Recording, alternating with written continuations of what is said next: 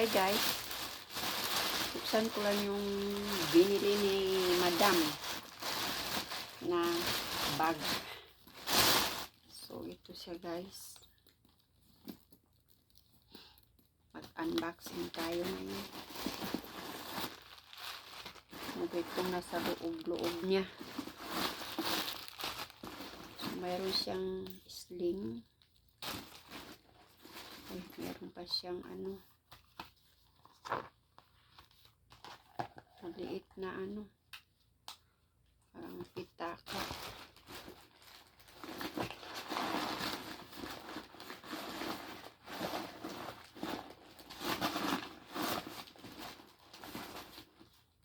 Magkano ba to?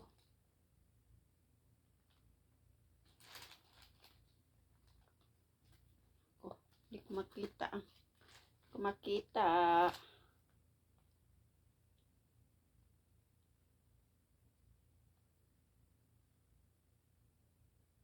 Ano mang presyo? Hindi nakalagay ang presyo.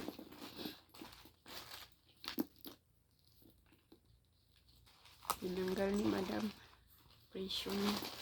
So ayan.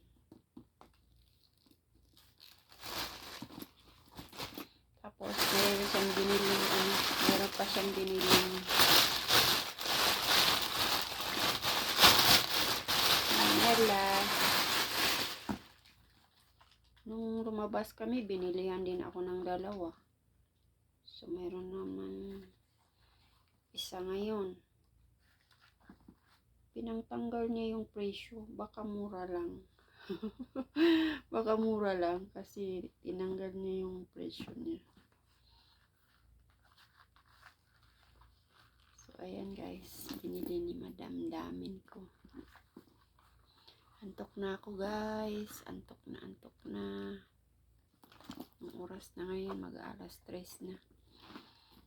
So may bago akong bag. Bigay ni Madam. Salamat. Thank you, Madam Damin. Dapat yung blue na, yung na lang kinuha ko. Yung brown. Maganda rin yung brown. Kaso mas ibo kasi yung yung blue. Sky blue siya. Pag bibili ako ng malita, uuwi ako. Blue ang bibilihin ko para terno sila.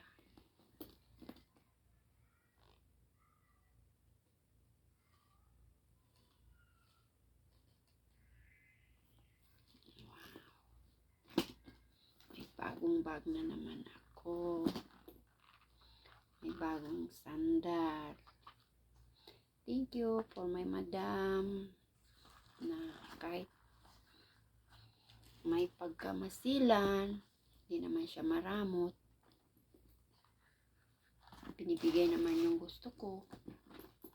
Kala ko nga, pagtawag niya kanina, kala ko magpapaluto. Yun pala. Tinanong ako, ay sinabihan ako, i-open ko daw yung yung naka-charge kasi yung cellphone ko. Ngayon, tumawag siya. Kasi yung cellphone ko, pag hindi ko hawak yan, wala akong naririnig na mga message na dumarating. Kasi ewan ko, sira na. So, tumawag siya. Ngayon, nag-vibrate yung cellphone ko. Tinignan ko. Tapos, sabi niya, open ko daw yung WhatsApp ko. Tapos, may pili daw ako doon sa mga recent niya na bag. Tapos, tinanong kung ano yung size ng ko. Ako. Sabi ko, 39. Ayun, pinilihan ako nito. Saka yung bag. Yun guys. Bye bye. Thank you for watching. Antok na ako guys.